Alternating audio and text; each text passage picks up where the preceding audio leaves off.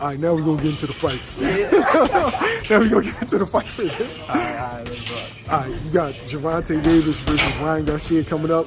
I think it's what, April 15th? April 15th. They said it's that tax day or something like that, right? It's tax day. Yeah, I think that is tax day. Yeah, tax day. Tax Spoken like a true entrepreneur. Man, listen, you gotta know that. Yeah. All right, what's your thoughts on the fight? You know what? I have Tank winning that fight. I have Tank winning, but I think it's a toss-up. I think a lot of people are completely disregarding Ryan. They're looking at what Tank is doing to a lot of people, and they disregarding Ryan. They look at Ryan as that social media guy, and they're not looking at him as the person that bridged the gap. But, like, even though he got that social media following, Ryan is a real fighter.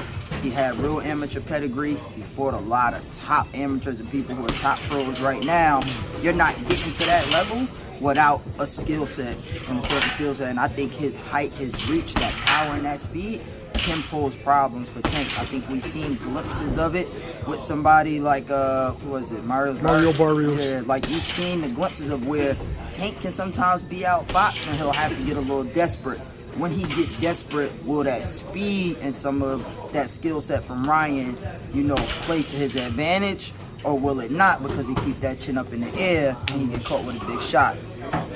We'll never know until the fight plays out. Now, like you said, Ryan's incredibly talented, but with flaws, right? With flaws. So if I see the flaws, you see the flaws. 100%. Does Tank see the flaws? I think Tank sees the flaws, but it's not always about being able to see and about being able to see the flaws. It's about being able to capitalize on the flaws in the moment. Like, that's the thing. A lot of times you can see it from the outside looking in, but when you got that firepower, that speed coming back at you, and you at a disadvantage from a height and a reach perspective, if Ryan has real good distance control, that can be an issue. Like, a lot of people be like, oh, well, Luke Campbell knocked him down. But Luke was like 5'10", 5'11". Also, he's extremely tall and extremely rangy. So for Tank to have that same advantage, he's going to have to walk through some fire to possibly get there. And that speed is no joke, and that power is no joke. And I think the IQ of Ryan is also there, and I think he's shown glimpses of that people disregard.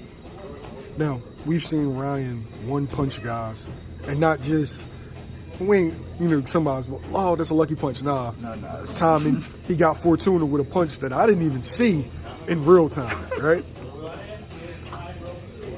From 1 to 10, how big of a threat to Gervonta Davis is Ryan Garcia? That's hard to gauge, but if I had to give a number, I would say it's probably around like a 6 or a 7, right? Because I think it's kind of like that 50-50. You also have to land that power, and I don't think that's going to be as easy to land on somebody like Tank, because Tank has shown that he's not just a power puncher, that guy that's just going to walk you down. He's smart, he has great IQ, he has great speed, and I think a lot of those things that Ryan do, on the other side, depending on how the fight play out, he can start to take away some of those advantages from Ryan.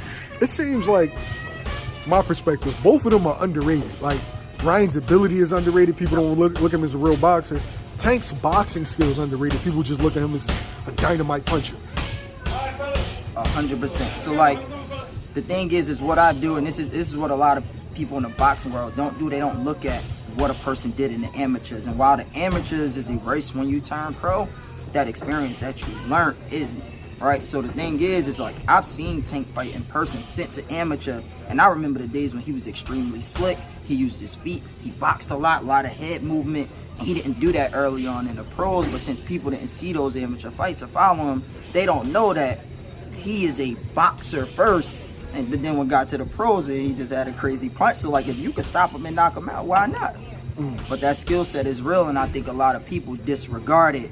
And I don't think they fully even seen the extent of how well he could box yet.